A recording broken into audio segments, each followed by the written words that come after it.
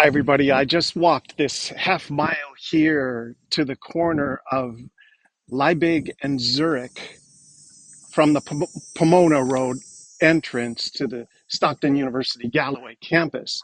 This is the Christian Study Center at Haven House. If you've been following me over the first several videos, you know that I'm inviting people just like you to think and pray through the Ten Commandments. Today we're talking about the fifth command. When God gave the Ten Commandments at Sinai, this one stood out not only as a moral obligation or duty, but as a lifeline for society. Honor your father and your mother so that you may live long in the land the Lord your God is giving you. This is the fifth commandment, and it's about more than just obedience during childhood. It's about building a culture of gratitude and continuity. It's about learning to honor those who came before us, even when it isn't easy. And let's face it, it isn't easy. Many of us come from families with complicated, painful stories. Some of us carry wounds from parents who were absent, harsh, addicted, or broken themselves. The command to honor doesn't erase the pain, but it calls us to see something larger, that even in imperfection, God can bring blessing through our family of origin. The prophet Malachi foresaw this struggle. He wrote in Malachi chapter 4, verses 5 and 6, I will send the prophet Elijah to you before that great and dreadful day of the Lord comes. He will turn the hearts of the parents to the children and the hearts of children to the parents. This is restoration. It's God's promise that fractured families are not the end of the story, that he can soften hearts, rebuild bridges, and bring healing where there has been deep division. But if we look at our world today, the family itself is under pressure. The statistics are sobering. In the US, nearly half of all marriages end in divorce. Fewer young people are choosing to marry at all. According to recent surveys, only about 25% of adults under 30 are married, a steep decline from the 60% rate in 1970. Marriage, especially traditional marriage, man and woman marriage, is even being mocked in some circles. Heteronormative is used as a slur, as if the ordinary moms and dads who give up independence to devote themselves to one another and to their children are somehow outdated or foolish. And yet, we know that stable families, imperfect as they may be, are the backbone of society. They give children a sense of identity, belonging, and security. Parents sacrifice time, money, sleep, and dreams so their children can flourish. If we abandon the call to honor them, we cut ourselves off from the roots that give us life.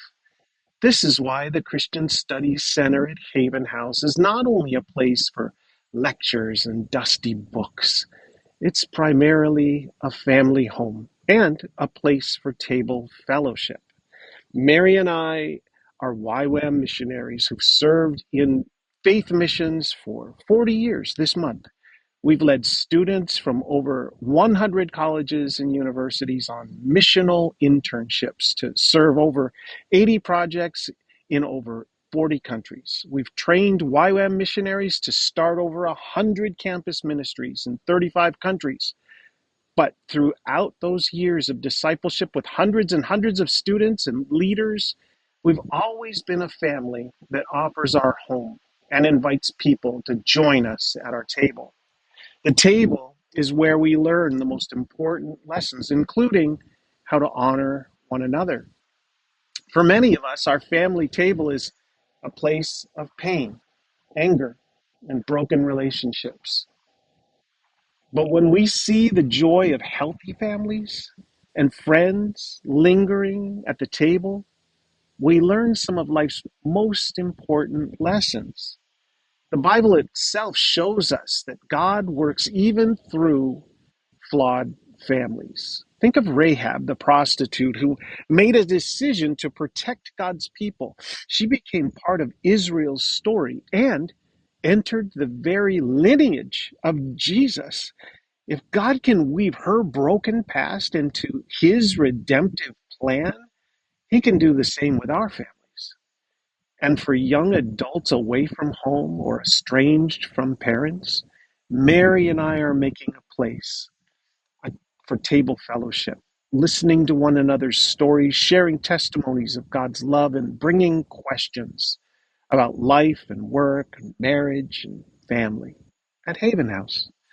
In addition to that, we have space for resident fellows. We have space for up to 8 male and female students or working adults or missionaries to live at Haven House. This new Christian study center is a discipleship and hospitality center where residents and guests learn, serve, worship, and grow in their identity and purpose in Christ. So here's the challenge. Honor your father and your mother, not because they were perfect, not because they never failed, but because they were the vessels through which you came into this world. They gave you a home, cared for you when you were vulnerable, and sacrificed in ways that you may not even know. Without them, you would not have survived. And perhaps beyond them, you should honor generations, including grandparents and great-grandparents and those who endured wars and hardship and sacrifice that made it possible for us to live, to honor and acknowledge that our lives are not self-made. We're standing on foundations we did not build. The fifth commandment is more than a rule, it's an invitation. It's God's way of telling us, if you want to flourish, if you want your land and your life to endure, learn to honor not just the good in your parents, but the grace of God that worked through them despite their flaws.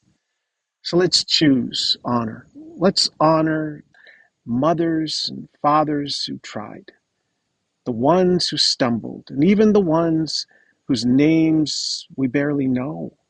Let's honor them, not because they were perfect, but because without them, we would not be here. And because in God's hands, even broken families can become part of his perfect plan. In our next video, we will talk about the sixth commandment.